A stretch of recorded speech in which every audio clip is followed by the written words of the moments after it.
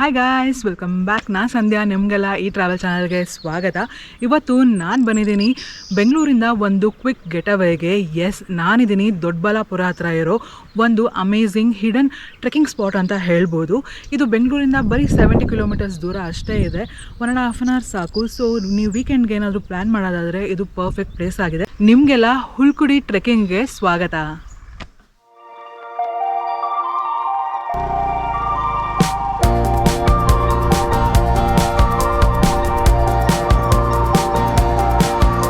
ಈ ಹುಲ್ಕುಡಿ ಬೆಟ್ಟ ಬೆಂಗಳೂರಿಂದ ಬರೀ 70 ಕಿಲೋಮೀಟರ್ ದೂರ ಇರೋ ದೊಡ್ಡಬಳ್ಳಾಪುರ ಹತ್ರ ಇದೆ. ರೂಟ್ ಅಂತೂ ತುಂಬ ಸೀನಿಕ್ ಆಗಿರುತ್ತೆ. ಹಳ್ಳಿ ಒಳಗಡೆ ಎಲ್ಲ ಹೋಗ್ತೀವಿ, ಎಲ್ಲಿ ನೋಡೋದು ಗ್ರೀನ್ರಿ ಇರುತ್ತೆ, ಲೇಕ್ಸ್ ಇರುತ್ತೆ, ಎಲ್ಲ ಸೂಪರಾಗಿ ಕಾಣಿಸುತ್ತೆ.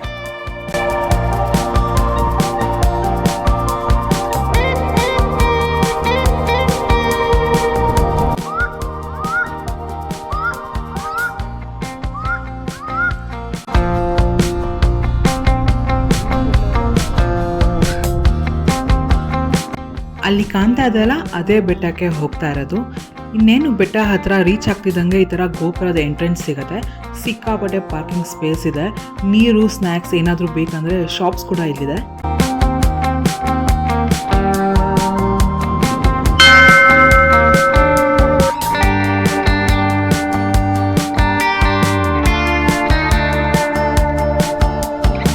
ನಾವೀಗ ಬೆಟ್ಟ ಹತ್ತಕ್ಕೆ ಸ್ಟಾರ್ಟ್ ಮಾಡಿದ್ದೀವಿ. ಇಲ್ಲಿ ನೋಡ್ತಾ ಇರ್ಬೋದು, ತುಂಬ ಚೆನ್ನಾಗಿ ಸ್ಟೇರ್ ಕೇಸ್ನ ಮಾಡಿದ್ದಾರೆ. ಆರಾಮಾಗೆ ನಡ್ಕೊಂಡು ಹೋಗ್ಬೋದು.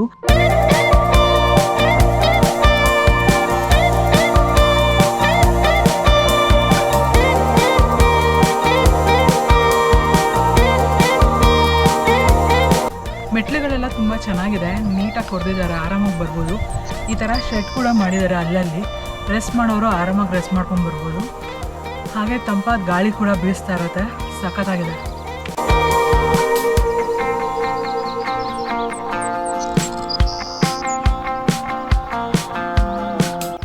ಸ್ವಲ್ಪ ಬೆಟ್ಟ ಹತ್ತಿದಂಗೆ ಸುತ್ತಮುತ್ತ ಇರೋ ಕೆರೆ, ಹೊಲ, ಗದ್ದೆ ಎಲ್ಲ ಕಾಣಿಸೋಕೆ ಶುರುವಾಗುತ್ತೆ. ಈ ಬೆಟ್ಟದ ಹತ್ರನೇ ಲಿಂಗಾಪುರ ಅಂತ ಕೆರೆ ಕೂಡ ಇದೆ, ಅಲ್ಲೂ ವಿಸಿಟ್ ಮಾಡ್ಬೋದು ನೀವು.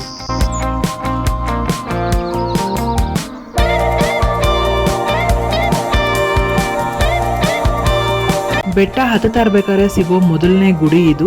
ಬಂಡೆನ ಕೊರೆದ್ಬಿಟ್ಟೆ ಈ ಥರ ಶಿವನ ದೇವಸ್ಥಾನ ಮಾಡಿದ್ದಾರೆ.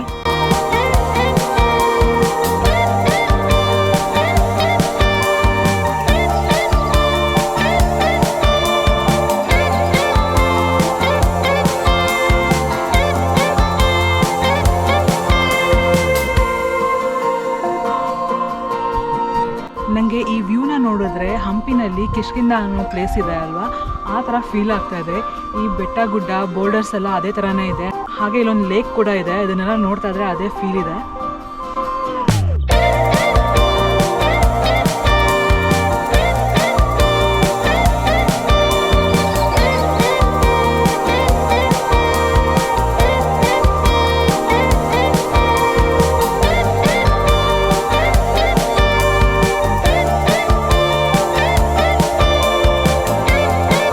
ಇಲ್ಲಿ ಬೆಟ್ಟನೇ ಕೊರ್ದ್ಬಿಟ್ಟು ಮೆಟ್ಲು ಮಾಡಿದ್ದಾರೆ. ಇದೊಂಥರ ಚೆನ್ನಾಗಿದೆ, ಫ್ಲ್ಯಾಟ್ ಆಗಿ ಕೂಡ ಇದೆ. ಮೆಟ್ಲು ಹತ್ತಕ್ಕೆ ಅಂತ ಮಾಡಿದ್ದಾರೆ.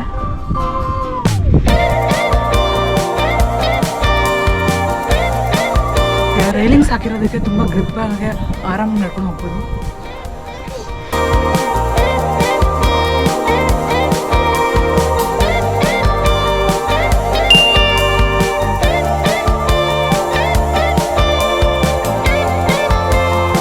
ಮೆಟ್ಲೆಲ್ಲ ಹತ್ತಾದ್ಮೇಲೆ ನಮ್ಮ ಫಸ್ಟ್ ವ್ಯೂ ಇದು. ಸಖತ್ತಾಗಿದೆ ಅಲ್ವಾ?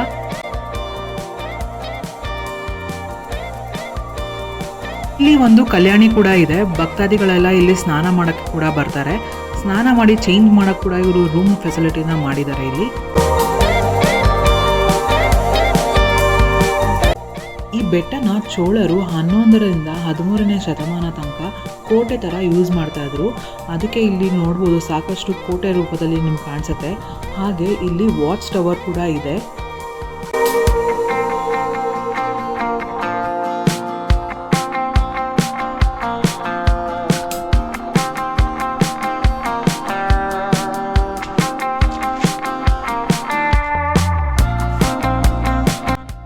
ಕಾಲದ ಚೋಳನ ರಾಜನಿಗೆ ಈ ಸ್ಥಳದಲ್ಲಿ ನಂದಿ ಮತ್ತೆ ಶಿವಲಿಂಗ ಸಿಗುತ್ತೆ.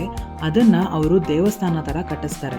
ಇಲ್ಲಿ 2 ದೇವಸ್ಥಾನ ಇದೆ, ಒಂದು ಶಿವನಿಗೆ, ಇನ್ನೊಂದು ಸ್ವಾಮಿ ವೀರಭದ್ರನಿಗೆ.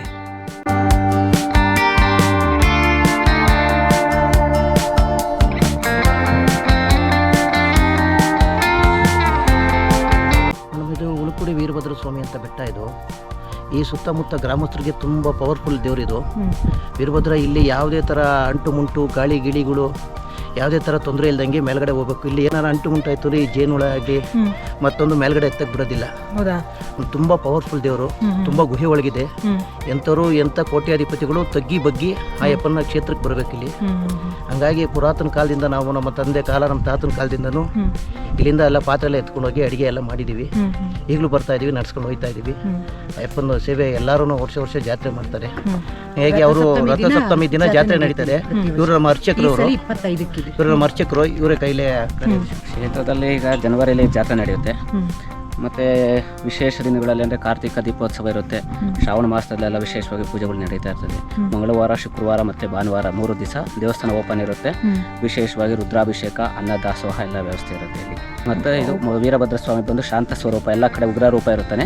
ಇಲ್ಲಿ ಬಂದು ಶಾಂತ ಸ್ವರೂಪ ಮತ್ತು ಮಕ್ಕಳ ವೀರಭದ್ರ ಅಂತ ವೀರಭದ್ರೇಶ್ವರನ ಕರೀತಾರೆ. ಇಲ್ಲಿ ಯಾರೇ ಮಕ್ಕಳಿಲ್ಲ ಅಂತ ಬಂದರೂ ಇಲ್ಲಿ ವ್ರತ ಮಾಡಿ 3 ವಾರ ನೀರು ಹಾಕಿಸ್ಕೊಂಡು ಬಂದು ಇಲ್ಲಿ ದೇವ್ರ ದರ್ಶನ ಮಾಡಿ ವರ ಕೇಳಿದ್ರೆ ಪ್ರಸಾದ ಆಯಿತು ಅಂದರೆ ಅವರಿಗೆ ಮಕ್ಕಳು ಶತಸಿದ್ಧ ಅಂತ. ಹಾಗಾಗಿ ಮಕ್ಕಳ ವೀರಭದ್ರ ಅಂತ ಕರೀತಾರೆ ವೀರಭದ್ರೇಶ್ವರ. ಭಾನುವಾರದ ತಾರೆ ಬರ್ಬೋದು ಮೇಡಮ್. ಅಲ್ಲಿ ದೇವರು ಕೂತ್ಕೊಂಡು ಅಲ್ಲಿ ಪ್ರಾರ್ಥನೆ ಮಾಡ್ತಾರೆ. ಜನವರಿ 24, 25 ಈ ಸುತ್ತಮುತ್ತ ಏನಿದ್ದಾರೆ ಜನಗಳೆಲ್ಲ ಇಲ್ಲಿ ತುಂಬಾ ಸ್ವೀಟ್ ಊಟ, ಎಲ್ಲರೂ ಅಡಿಗೆಗಳು, ಸ್ವೀಟ್, ಒಬ್ಬಟ್ಟು, ಹೋಳಿಗೆ, ಮಜ್ಜಿಗೆ, ಪಾನಕ, ವಿಶೇಷವಾಗಿ ಹೋಳಿಗೆ ಊಟನ ಒಬ್ಬಟ್ಟಿಂದ ಇದೆ ಶ್ರೇಷ್ಠ. ಇಲ್ಲಿ ಜಾತ್ರೆಲೆಲ್ಲ ದನಿನ ಜಾತ್ರೆ ನಡೆಯುತ್ತೆ. ದಾಸೋಹಕ್ಕೆ ಅಂತ ಒಂದು 7-8 ಕಡೆ ಕೊಪ್ಪಲುಗಳು ಹಾಕಿರ್ತಾರೆ. ಎಷ್ಟು ಗಂಟೆಯಿಂದ ನಡೆಯುತ್ತೆ ಜಾತ್ರೆ? 2 ದಿವಸ ಇರುತ್ತೆ. ಶನಿವಾರ ಸಂಜೆ ಅಗ್ಗಿಂಗೊಂಡ ಇರುತ್ತೆ ರಾತ್ರಿ. ಬೆಳಗ್ಗೆ ಭಾನುವಾರ 25ನೇ ತಾರೀಕು ಜಾತ್ರೆ ಇರುತ್ತೆ, ತೇರು ರಥೋತ್ಸವ. ಅವತ್ತು ವಿಶೇಷವಾಗಿ ವೀರಭದ್ರ ಸ್ವಾಮಿಗೆ ಬೆಳ್ಳಿ ಕವಚ ವಜ್ರಾಂಗಿ ಧರಿಸಿರ್ತಾರೆ. ವಿಶೇಷವಾಗಿ ಅವತ್ತು ಒಂದೇ ದಿವಸನೇ ಅದನ್ನು ಧಾರಣೆ ಮಾಡೋದು.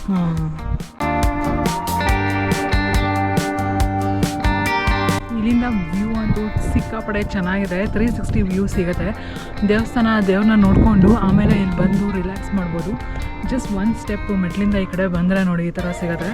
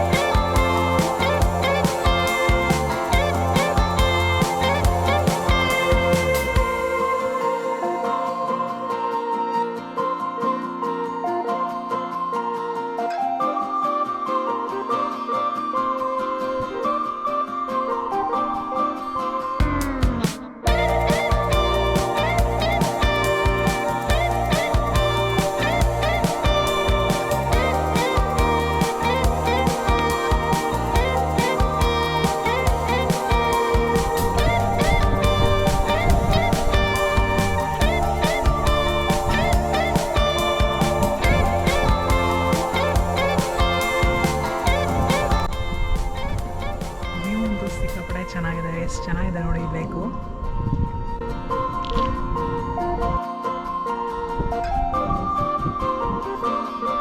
ನಾವು ಯಾವುದೇ ಟ್ರೆಕ್ಕಿಗೆ ಹೋದರೆ ಈ ಥರ ಸೀಡ್ ಬಾಲ್ನ ತೊಗೊಂಡು ಹೋಗಿರ್ತೀವಿ. ಈ ಥರ ಬೆಟ್ಟ ಗುಟ್ಟಗಳಲ್ಲಿ ಹಾಕಿದ್ರೆ ಅದು ಮಳೆ ಬಂದಾಗ ಅದರಿಂದ ಸೀಡು ಮತ್ತು ಗಿಡನ ಬೆಳೆಸತ್ತೆ. ಅದಕ್ಕೆ ಈ ಥರ ಹಾಕ್ತಾ ಇದ್ದೀವಿ.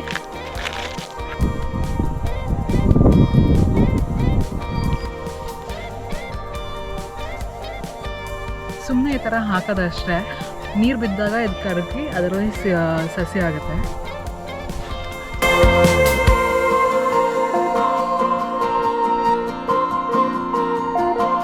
ನಾವು ಇನ್ನೇನು ಈ ಟ್ರೆಕ್ನ ಆಲ್ಮೋಸ್ಟ್ ಕಂಪ್ಲೀಟ್ ಮಾಡ್ತಾ ಇದ್ದೀವಿ, ವಾಪಸ್ ಹೋಗ್ತಾ ಇದ್ದೀವಿ. ನನಗಂತೂ ಈ ಟ್ರೆಕ್ಕು ತುಂಬ ಇಷ್ಟ ಆಯಿತು, ಸಿಕ್ಕಾಪಡೆ ಚೆನ್ನಾಗಿದೆ. ಬೆಂಗಳೂರಿಂದ ಹತ್ತಿರನೇ ಇರೋದ್ರಿಂದ ಅದೊಂದು ಪ್ಲಸ್ ಪಾಯಿಂಟ್ ಅಂತ ಹೇಳ್ಬೋದು. ಹಾಗೆ ಇದು ಫ್ಯಾಮಿಲಿ ಕಪಲ್ಸ್ ಯಾರೇ ಆದರೂ ತುಂಬ ಚೆನ್ನಾಗಿರುತ್ತೆ. ಇಲ್ಲಿ ದೇವಸ್ಥಾನ ಕೂಡ ಇದೆ, ಡೆಫಿನೆಟ್ ಆಗಿ ಇದನ್ನು ವಿಸಿಟ್ ಮಾಡಿ. ಹಾಗೆ ಈ ರೋಡಲ್ಲಿ ಬರ್ತಾ ಅಷ್ಟು ಟ್ರಾಫಿಕ್ ಏನಿಲ್ಲ, ಹಳ್ಳಿ ಒಳಗಡೆ ಹಳ್ಳಿ ಜನ ಎಲ್ಲ ನೋಡಿಕೊಂಡು ಬರೋದು ತುಂಬ ಚೆನ್ನಾಗಿರುತ್ತೆ. ಮಸ್ಟ್ ವಿಸಿಟ್ ಮಾಡಿ ಈ ಪ್ಲೇಸ್ನ. ಹಾಗೆ ನಿಮ್ಗೆ ಏನಾದರೂ ಡೀಟೇಲ್ಸ್ ಬೇಕಾಗಿದ್ದರೆ ಕಾಮೆಂಟ್ಸಲ್ಲಿ ಕೇಳಿ, ಡೆಫಿನೆಟ್ ಆಗಿ ನಾನು ಇನ್ಫಾರ್ಮೇಷನ್ನ ಕೊಡ್ತೀನಿ. ಸಿಗ್ತೀನಿ ಮತ್ತೆ ನಿಮಗೆ ನೆಕ್ಸ್ಟ್ ವಿಡಿಯೋದಲ್ಲಿ. ಅಲ್ಲಿ ತನಕ ಬಾಯ್.